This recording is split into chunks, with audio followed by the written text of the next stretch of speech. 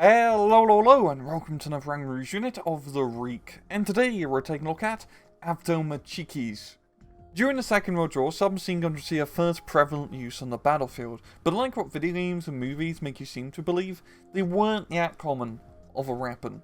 They would usually only be given out to squad leaders, vehicle crew, as well as specialized troops like shock troopers, paratroopers, commandos, etc.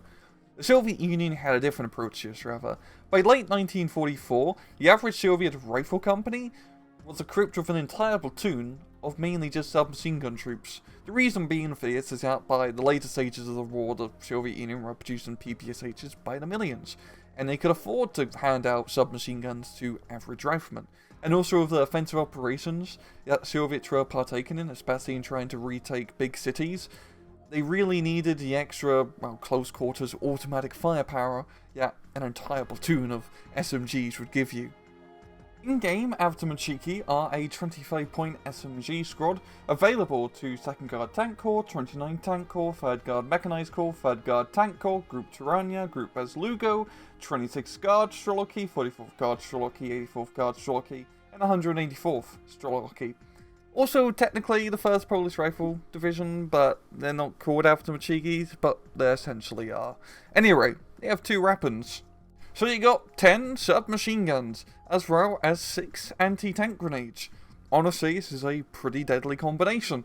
Those SMGs will tear infantry at close range, and the anti-tank grenades will tear up tanks at close range. So don't get close to Avtomatchiki, is what I'm saying.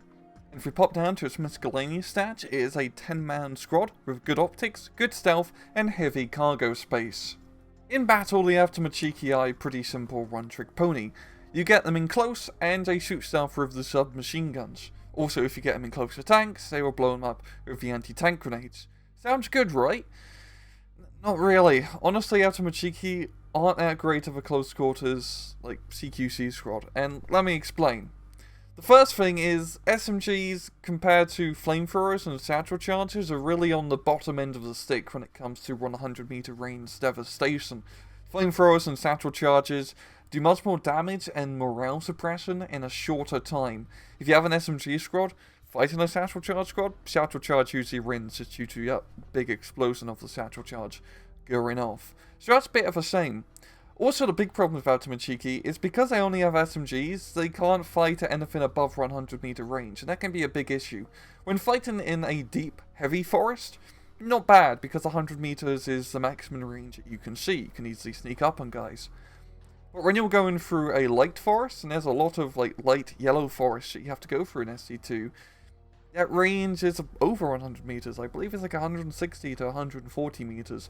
Anyway, closing in that 40 meter gap is nigh on impossible a lot of the time, because you're just going to get peppered by machine gun, semi-automatic rifle, as well as assault rifle fire. And you're just not going to be able to lay a single bullet on the enemy unit. Same thing happens in town. Just you can go from building to building and engage in CQC. But the problem once again is once you get to an area of the town where you have to cross open an open spot, you're just going to get suppressed.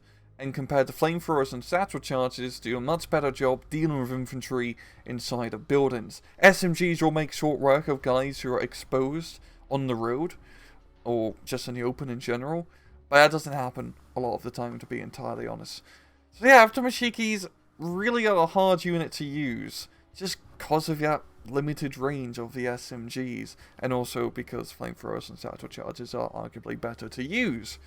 So I wouldn't really recommend taking Avtomatchikis, to be entirely honest, which is a bit of a shame. Honestly, in my personal preference, I really think SMGs should be buffed to 120 meter range. It won't completely fix the problem of not being able to get close to stuff, just due to how big the maps are in SD2, but it'll definitely help it out a bit, because 100 meter range is definitely very... It's really small. It's pretty tough to get in that distance, to be entirely honest. But yeah, Avtomatchikis, I want to like them, I really do. I mean, when Steel Division 2 was announced, I think everyone was like, oh boy, we're going to have Soviet spam SMG squads and they're going to be great. The answer is they're not. They're just not. And well, I'm going to leave it off at that. This has been another Angry unit of the week. I hope you guys enjoyed the video. And as usual, please just take it easy.